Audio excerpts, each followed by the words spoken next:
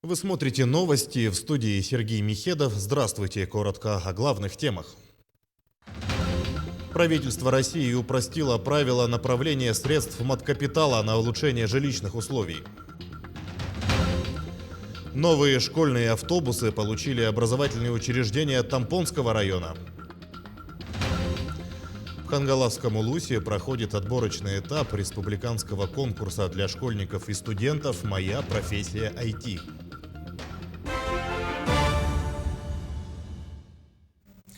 В Якутии 36 новых случаев коронавирусной инфекции выявили за минувшие сутки. Из них в Якутске 26, в Мирнинском и Нерюнгринском районах по 2, в Валданском, Верхневилюйском, Вилюйском, Ленском, Мегино-Кангаласском и Татинском районах заболели по одному человеку. По состоянию на сегодня в регион поступило почти 56,5 тысяч доз вакцины против коронавируса. Получили первый компонент более 53 тысяч человек, второй примерно 26 тысяч якутян. Таким образом, использовано 96% поступившей в Якутию вакцины. Тем временем общежития 9/1 и 9/2 Северо-Восточного федерального университета, которые ранее были переданы под обсерватор для пациентов с коронавирусом, освободили и продезинфицировали. Как сообщил директор студенческого городка Сергеляк Степан Павлов, корпус готов к заселению с учетом рекомендаций Роспотребнадзора. При заселении студенты пройдут медосмотр и обследование методом ИФА, а сбор анализов будет организован в самих общежитиях и в клинике СВФУ. В зданиях на каждом этаже установлены рециркуляторы воздуха, организованы изоляторы на верхних этажах. Для измерения температуры тела здесь имеются бесконтактные термометры. Также предоставлены санитайзеры и с антисептиком для рук.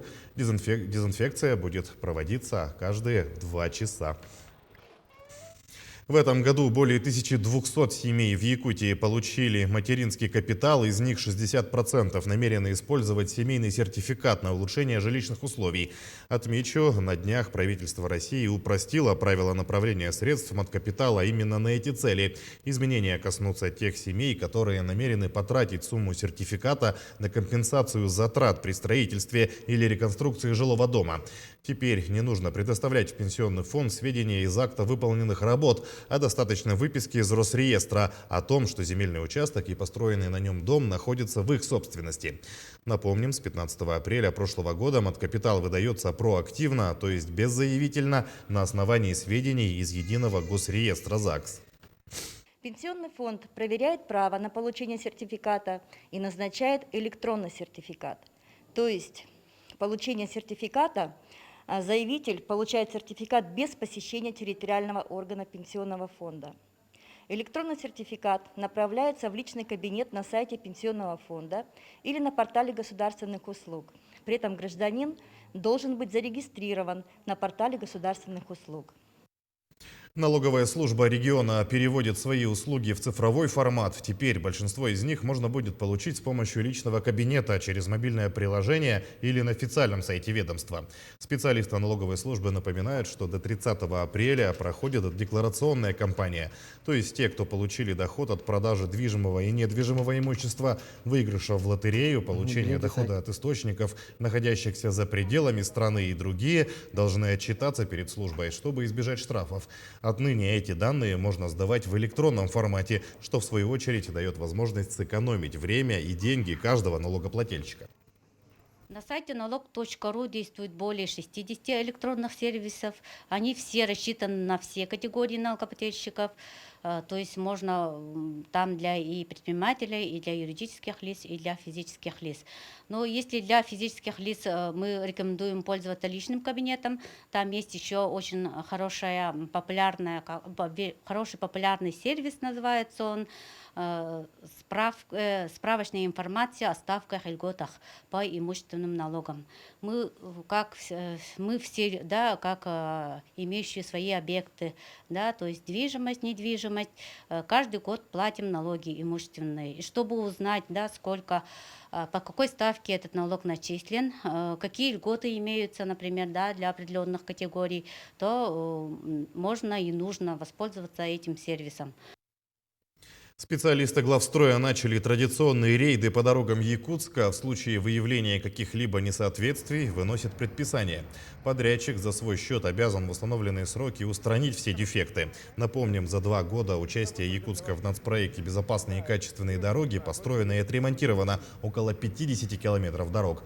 В этом году план составит уже более 49 километров. Меняются технологии как самого производства асфальта, так и его укладки. Вчера, допустим, мы обследовали улицу Петровского. На участке от улицы Аюнского до улицы Лермонтова были выявлены многочисленные поперечные трещины, продольные трещины, местами выкрашивания мелкого заполнителя асфальтобетона. Мы составили акт технического осмотра состояния улицы и направили акт непосредственно генеральному подрядчику. Сроки мы установили до 1 июня устранить браковые работы. Со дня подписания акта приема объекта готового и ввода его в эксплуатацию генеральный подрядчик несет гарантийные обязательства. Вот, допустим, на дорожное полотно в течение 5 лет, на дорожное основание в течение 8 лет. То есть в этот промежуток времени генеральный подрядчик все браки, выявленные в процессе эксплуатации дорожного полотна, устраняет за свой счет, без дополнительных каких-то средств. Городские жители привыкли к тому, что каждый вечер на улицах и во дворах зажигаются фонари.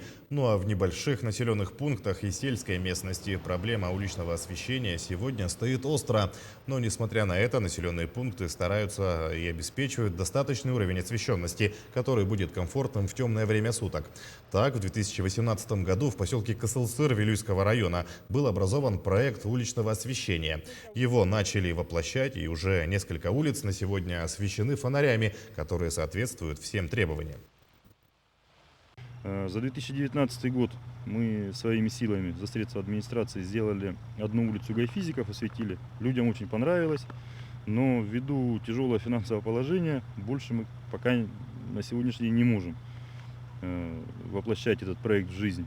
И в 2020 году было принято решение обратиться в компанию ПАО «ЕТЭК» с предложением, чтобы они взяли на себя освещение одной из улиц. Они охотно откликнулись, и к концу 2020 года уже построена вот такая ветка современная, качественное освещение. Улица очень хорошо освещена. В Хандыге состоялось торжественное вручение ключей от новых автобусов 2 образовательным учреждениям – Тампонской многопрофильной гимназии имени Вячеслава Штырова и Джибарики-Хаинской средней школе. Подробности далее. С радостным событием коллективы школ, детей и родителей поздравил глава Тампонского района Яков Степанов, представители ГИБДД, директора образовательных учреждений поблагодарили руководство страны и республики за поддержку и заботу о детях. Пользуясь случаем, хотел поблагодарить руководство страны, руководство нашей республики, наших руководителей района и управления образования. Конечно, автобус для нас очень долгожданный. Уже не будет проблем у нас при выездах на олимпиады, на конкурсы, на спортивные соревнования. Для отдаленного шахтерского поселка Джибарики-Хая новый автобус долгожданный. В последний раз школа получала автобусы в 2008 году, но через 3 года он сломался, и с тех пор своего автотранспорта не было. Поэтому радости учителей и учеников нет предела. Новая машина своим ходом вот-вот отправится в село. Тоже немаловажно, это даст возможность и учителям выезжать массово на какие-то курсы, на какие-то семинары, совещания. То есть это будет плюс и не только для детей, и для учителей, но и вообще для нашего поселка, потому что это очень важно. В прошлом году в Тампонском районе 2 новых автобуса получили Мигналданская и Сосыльская средние школы. В 2019 году на этом же месте, на площади Ленина, ключи вручали сразу 3 школам – Тополинской, Теплоключевской и Энгинской. Благодаря национальному проекту образования большинство школ Тампонского района обеспечены своим автотранспортом. Мария Винокурова, Богдан Тиянич, Хандыга, Тампонский район. В Хангаласском Улусе проходит отборочный этап республиканского конкурса для школьников и студентов «Моя профессия IT». Конкурс проводится с 2016 года. Его цель – привлечение молодежи в сферу инновационных технологий и помощь в выборе будущей профессии. Первый день отборочного этапа стартовал накануне. Для участников провели образовательные семинары, профориентационные лекции и тестирование. Официальное открытие провели сегодня. Свои видеоприветствия участникам направили министр инноваций Анатолий Семенов и основатель приложения приложения InDriver Арсен Томский. Затем команды получили технические задания от приглашенных экспертов, на основе которых они должны разработать IT-проекты и защитить их перед экспертной комиссией.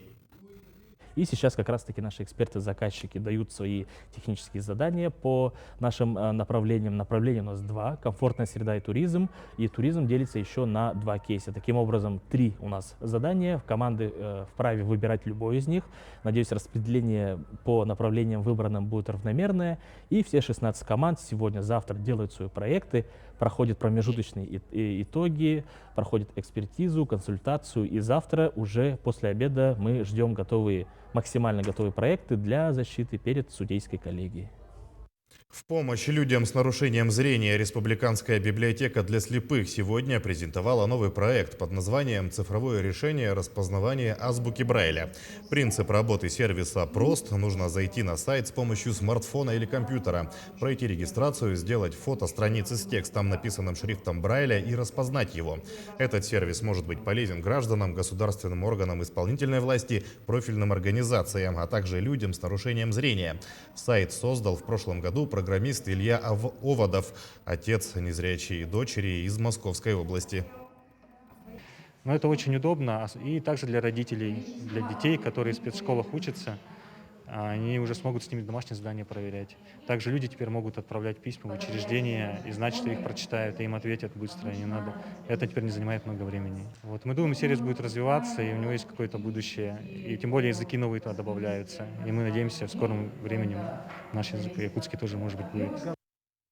Архив национальной вещательной компании «Саха» к столетию Якутской АССР планирует запустить уникальный сайт с историческими видеофайлами из своего архива. На сегодняшний день фонд насчитывает 6500 носителей, где хранятся различные видеофайлы, начиная с 1937 года. Из них в цифровой формат переведено более 3700 единиц. Каждый видеофайл должен в обязательном порядке пройти просмотр, чтобы к нему оформили аннотацию. На сегодня полностью оформлены более 2000 единиц файлов, что составляет 33% от плана. Остальную часть планируют оцифровать к 2022 году и выложить в общий доступ. Ну, это будет такая большая коллекция, общедоступная, где каждый зритель, каждый человек может внести свою лепту, свой вклад в развитие, в создание такого уникального архивного фонда. Мы продолжаем следить за развитием событий. Не забывайте носить маску, соблюдать безопасную дистанцию. Оставайтесь с нами.